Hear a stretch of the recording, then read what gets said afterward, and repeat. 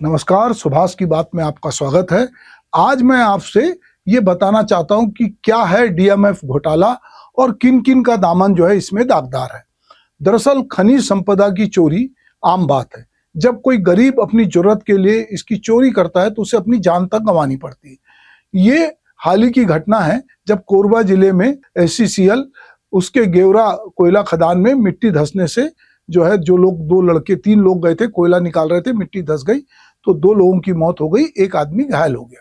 और ये दरअसल कोयला निकालने के लिए अवैध तरीके से नीचे उतरे थे, इस दौरान ये हादसा हुआ।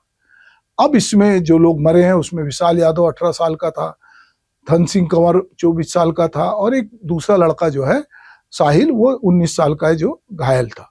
तो ये बात तो एक तरफ है। अब सवाल ये है कि हमारे राज्य में बड़े पैमाने पे माफिया जो है या और संस्थाएं जो हैं वो कोयले का, लोहे का और रेत का जो भी खनन की जो चीजें हैं और सीमेंट के लिए, तो जिस जिले में ये खनिज संपदा होती है उस जिले में वहां की खनिज संपदा से जो राजस्व प्राप्त होता है उसका कुछ अंश डीएमएफ फंड में, डिस्ट्रिक्ट मिनरल फंड में दिया जाता है। ये 15 से 20% होता है। तो डीएमएफ यानी कि डिस्ट्रिक्ट माइनिंग फंड जो इसकी स्थापना जो है हुई और फिर इसमें धीरे धीरे 2015 से इसकी स्थापना हुई और उसके बाद इसमें जो है एक बंदरबाट सी शुरू हुई। अभी छत्तीसगढ़ में कोर्ट में ईओडब्ल्यू ने जो है आर्थिक अपराध अन्वेषण ब्यूरो ने 6020 पेज की एक चार्जशीट जो है वो प्रस्तुत की है, जिसमें उन्होंने कहा है कि 75.1 करोड़ का डीएमएफ घोटाला हुआ है और कोर्ट के सामने उन्होंने जो इसके आरोपी हैं, जिसमें अधिकारी भी हैं, नेता भी है, बिचौलिए भी हैं, उनको रिमांड पर लेकर पूछताछ भी करने की बात की जा रही है। ऑलरेडी वो लोग, जिसमें एक आईएएस अधिकारी जो कोरबा और रायगढ़ जिले की कलेक्टर थी रानू साहू, वो उनको मुख्य आरोपी बनाया गया है। और इनका कहना है कि इन्होंने पूरा सिंडिकेट बनाकर जो सीएम की डिप्टी सेक्रेटरी थी सौम्या चौरसिया, कांग्रेस नेता सूर्यकांत तिवारी, आदिवासी विभाग की सहायक आयुक्त वारियर और मुख्य कार्यपालन अधिकारी जो थे, ऐसे बहुत सारे अधिकारी जो इसमें अलग अलग जो नोडल अधिकारी थे, उन सबको जो है इसमें आरोपी बनाया गया है और इतना लंबा चौड़ा जो है ईओडब्ल्यू ने चालान पेश किया है। इसमें यह बात आई कि चालान में कहा गया है कि 40% कमीशन लिया जाता था और घोटाला करने के लिए दस्तावेजों में हेराफेरी की गई, करीबी ठेकेदारों को उपकृत किया गया। इसके एवज में अधिकारियों ने 40% जो है पैसा वसूला और अवैध वसूली की राशि जो है उसमें बंदरबाट हुई। इस खेल में शामिल 9 लोगों को गिरफ्तार कर जेल भेजा गया है और सब एक ही जिले का ये मामला है अभी। अब सवाल ये है कि छत्तीसगढ़ में अपार खनिज संपदा है। कांग्रेस पार्टी जो है हाल ही में बस्तर में जल, जंगल, जमीन और खनिज संपदा को बचाने के लिए 40 किलोमीटर की पदयात्रा निकाल रही है। बात यह है कि जिन लोगों ने दलाली खाई या जिनको कमीशन मिला वो तो उनके खिलाफ तो ईओडब्ल्यू ने चार्जशीट प्रस्तुत की, पर जिन्होंने जो नियम था और नियम की धज्जियां उड़ाई और जिन्होंने नियम की धज्जी उड़ा के अपने लोगों को उपकृत किया, पैसा भी खाया, अभी बहुत सारे लोग इसकी गिरफ्त से बाहर हैं। दरअसल छत्तीसगढ़ में खनिज संपदा भरपूर है। यहाँ पर लोहा भी है, यहाँ पर सीमेंट के कारखाने भी हैं, यहाँ पर जो है कोयला भी है, तो सब तरह का मिनरल यहाँ है, इसीलिए बहुत लोगों की नजर छत्तीसगढ़ में होती है।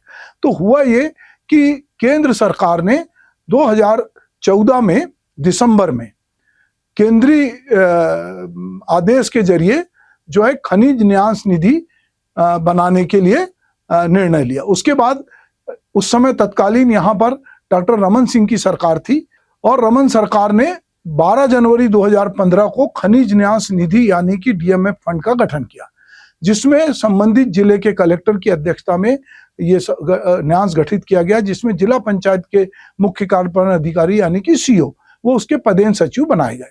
अलग अलग विभागों के 15 अधिकारियों को इस न्यास का सदस्य बनाकर इसकी प्रबंध कार्यकारिणी बनाई गई। न्यास के गठन का उद्देश्य खनिज संक्रियाओं और खनिज से प्रभावित प्रतिकूल जो क्षेत्र थे वहां के लोगों के लिए उपयोग में किया जाना था। इस नियम में यह स्पष्ट उल्लेख था कि खनिज रॉयल्टी के रूप में जो राशि प्राप्त होगी, उसमें से जो राशि न्यास को प्राप्त होगी उसका 60% पेयजल, पर्यावरण सुरक्षा, स्वास्थ्य देखभाल, शिक्षा, कृषि, महिला एवं बाल विकास, वृद्ध निःशक्त जन कल्याण, कौशल विकास, रोजगार और स्वच्छता के आदि पे खर्च होना था, जिसका बाकायदा सर्कुलर निकला। शेष 40% की राशि जो थी उसका वो एरिया के में जो है सड़क के संरक्षण, पुल बनाने, वाटर संरक्षण, इसके लिए किया गया और इसके स्पष्ट आदेश थे। इसी समय भारत सरकार ने महिलाओं के लिए उज्ज्वला योजना लाई, जिसमें महिलाओं को गैस कनेक्शन केंद्र निःशुल्क दे रहा था। इससे एक कदम आगे बढ़ के डॉक्टर रमन सिंह ने छत्तीसगढ़ सरकार की ओर से गैस सिलेंडर मुफ्त देने के लिए डीएमएफ फंड और कैंपा की राशि देने का प्रस्ताव रखा, जिसे विभागीय अधिकारियों ने नियमों का हवाला देकर आपत्ति जताई। उसके बाद डीएमएफ फंड के नियमों में पहली बार संशोधन हुआ और यह जोड़ा गया कि केंद्र और राज्य सरकार की कल्याणकारी योजनाओं और कार्यक्रमों के लिए भी इस फंड के से राशि ली जा सकेगी। इसी संशोधन का फायदा उठा के जिले के कलेक्टर और अधिकारियों ने इस फंड से बाउंड्री वॉल, अपने बंगलों में स्विमिंग पूल, जगह जगह एसी लगवाए और वो सब काम किए जो इसमें नियम में नहीं थे। कुछ कलेक्टरों ने तो तालाबों का सौंदर्यीकरण कराया। रायपुर के कटोरा तालाब चौपाटी के बाजू में जो तालाब है कटोरा तालाब, उसका भी सौंदर्यीकरण डीएमएफ फंड से हुआ। ऐसे कई तालाब मिलेंगे, कई जगह मिलेंगे। रायपुर का कटोरा तालाब कोई खनिज संक्रिया से प्रभावित नहीं है, पर कलेक्टर को लगा कि यह किया जा सकता, तत्कालीन कलेक्टर को, और उन्होंने ऐसा किया। इसी तरह अलग अलग जिलों में और खास करके डीएमएफ फंड घोटाला जो है मुख्य रूप से कोरबा और रायगढ़ जिले में बड़े पैमाने पे सामने आया, जो कि खनिज प्रधान भी है, जहां पर बहुत सारी खनिज से जुड़ी हुई उद्योग धंधे हैं। अभी हाल ही में चांपा जांजगीर के विधायक व्यास कश्यप ने विधानसभा में प्रश्न के जरिए खोखरा गांव में डीएमएफ फंड से खेल मैदान, सड़क और भवन निर्माण में हुई धांधली को उठाया। छत्तीसगढ़ विधानसभा चुनाव से पहले केंद्रीय गृह मंत्री ने भी डीएमएफ फंड घोटाले का मामला उठाया था। कांग्रेस नेता मोहन मरकाम, टीएस सिंहदेव ने भी डीएमएफ फंड में गड़बड़ी का मामला वो पहले उठा चुके हैं। छत्तीसगढ़ के 12 जिलों में 250 करोड़ रुपए का से डीएमएफ फंड का दुरुपयोग हुआ, ये मामला पहले भी पुरजोर तरीके से उठाया जा चुका है। यदि हम कोरबा और रायगढ़ जिले में कलेक्टर रानू साहू के समय यानी कोरबा में 2019 से 2021 में 75.1 करोड़ का घोटाला उजागर हुआ, जिसमें रानू साहू को मुख्य आरोपी बनाया गया। जब वो रायगढ़ की कलेक्टर थी 2017 से 2000, तो इस आंशिक अवधि में जब वो पदस्थ रही तो वहां पर भी डीएमएफ में अनियमितता हुई। तो ईडी ने जो है रानू साहू के कार्यकाल की जांच की और डीएमएफ फंड में अनियमितता और घोटालों में बिलासपुर, चांपा जांजगीर, सूरजपुर, बलरामपुर जैसे खनिज प्रधान जो जिले हैं उनमें डीएमएफ फंड का दुरुपयोग की शिकायतें आई। लेकिन कोरबा और रायगढ़ की तरह बड़े मामले सामने नहीं आए। जिला खनिज न्यास यानी डीएमएफ फंड एक निधि है जो खान और खनिज विकास और विनिमय संशोधन अधिनियम 2015 के तहत स्थापित की गई। इसका उद्देश्य खनन प्रभावित क्षेत्रों में रहने वाले समुदाय के लिए स्वास्थ्य, शिक्षा, बुनियादी सुविधाएं जैसे विकास कार्यों के लिए धन उपलब्ध कराना था। छत्तीसगढ़ जो कोयला, लोह अयस्क और चूना पत्थर और खनिज संपदा के लिए जाना जाता और समृद्ध है, यहाँ डीएमएफ निधि से जो है कंपनियों से एकत्र की जाती है। डीएमएफ घोटाला इस निधि के दुरुपयोग से संबंधित है, जिसमें कोरबा जिले में जैसा मैंने पहले कहा कि 75 करोड़ से ज्यादा के हेराफेरी का मामला आया। फिर ये घोटाला जो है निविदा टेंडर प्रक्रिया में धांधली, कमीशन खोरी और फर्जी दस्तावेजों के जरिए हुआ, जिसको आर्थिक अपराध शाखा जो है ईओडब्ल्यू और प्रवर्तन निदेशालय ईडी की जांच में ये बात सामने आई। तो निविदाओं में लोगों ने हेराफेरी की, चहेते ठेकेदारों को ठेके दिए, 40% तक कमीशन लिया और ये सब पैसा अधिकारियों बिचौलियों में बांटा जाता था। तो इससे कहीं ना कहीं जो ये परियोजनाओं की लागत को बढ़ाकर फर्जी बिल बनाकर इसमें घपले घोटाले किए गए। खनिज प्रभावित समुदाय के लिए विकास कार्य नहीं हुए और धन का दुरुपयोग हुआ। छत्तीसगढ़ के जिन जिन जिलों में आयरन, कोल माइंस और या सीमेंट के कारखाने थे, वहां के कलेक्टरों ने जिला खनिज फंड के लिए जारी निर्देश नियमों का अपनी मर्जी से व्याख्या करके दुरुपयोग किया, जबकि खनिज विभाग ने बाकायदा निर्देश जारी कर कलेक्टरों को फंड का नियम और प्रावधान के अनुसार उपयोग करने और ऐसा नहीं होने पर उन्हें व्यक्तिगत रूप से जिम्मेदार ठहराने की बात लिखी थी। कलेक्टर जो सत्ता के साथ गलबैयां कर रहे थे, उन्हें इसकी परवाह नहीं थी। सवाल यह नहीं है कि काम सैंक्शन करने के नाम पर कमीशन लिया गया। सवाल यह है कि नियमों के विरुद्ध गलत कार्यों की स्वीकृति देने वालों के विरुद्ध अब तक क्यों नहीं कार्रवाई हो रही है। सरकार को इसके एक जानकार लोगों की समिति बनाना चाहिए और उन अधिकारियों के विरुद्ध भी कार्रवाई करनी चाहिए जिन्होंने गलत कामों की स्वीकृति देके अपने चहेतों के जरिए कमीशन खाया है। खनिज संपदा के दोहन से शासन को जो राजस्व प्राप्त होता है उसका सदुपयोग स्थानीय विकास और कल्याण के लिए हो, इस बात को ध्यान में रखकर डीएमएफ फंड यानी डिस्ट्रिक्ट माइनिंग फंड की स्थापना की गई। अब छत्तीसगढ़ में डीएमएफ की राशि से जो बंदरबाट हुई है वो चौंकाने वाली है।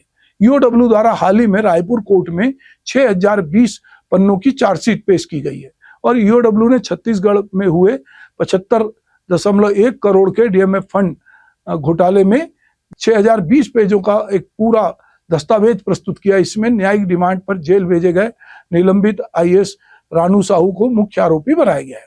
साथ ही घोटाला करने के लिए बनाए गए सिंडिकेट में सौम्या चौरसिया जो मुख्यमंत्री की डिप्टी सेक्रेटरी थी उस समय, सूर्यकांत तिवारी जो कांग्रेस के नेता थे और जो इस तरह का एक लाइजनिंग करते थे, आदिवासी विकास की तत्कालीन सहायक आयुक्त माया वारियर, तत्कालीन जनपद के मुख्य कार्यपालन अधिकारी भुवनेश्वर सिंह राज, जो इस काम में बिचौलिए की भूमिका निभा रहा था मनोज द्विवेदी, तत्कालीन डिप्टी कलेक्टर नोडल अधिकारी भरोसा राम ठाकुर, तत्कालीन जनपद के मुख्य कार्यपालन अधिकारी वीरेंद्र राठौर और तत्कालीन जनपद मुख्य कार्यपालन अधिकारी राधेश्याम मिर्जा को सह आरोपी बनाया गया है और चालान पेश किया गया है।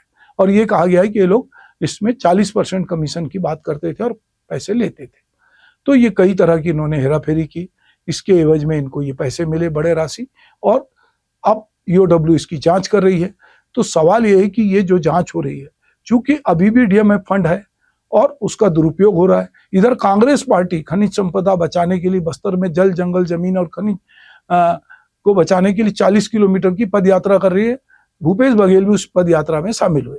पर मजेदार बात है कि 2015 से जब ये फंड बना है तब डॉक्टर रमन सिंह बीजेपी की सरकार थी और उसके बाद भूपेश बघेल की सरकार बनी और ये दोनों ही सरकारों के समय जो है डीएमएफ फंड का दुरुपयोग करना कलेक्टरों ने शुरू कर दिया, क्योंकि उनकी अध्यक्षता में कमेटी थी और कलेक्टर जब कुछ करता है तो बाकी लोग उसमें कमेटी के लोग बोलते नहीं है, पर वो बराबरी से उसके भी दोषी हैं, क्योंकि अगर ये पूरी कार्यकारिणी थी, प्रबंध समिति थी, तो उसकी जिम्मेदारी थी कि ये जो पैसा जिस काम के लिए है, जो इसमें प्रावधानित है कि आप इन्हीं कामों में पैसा खर्च करोगे, पर लोगों ने अपनी मन मर्जी से ये पैसे खर्च किए।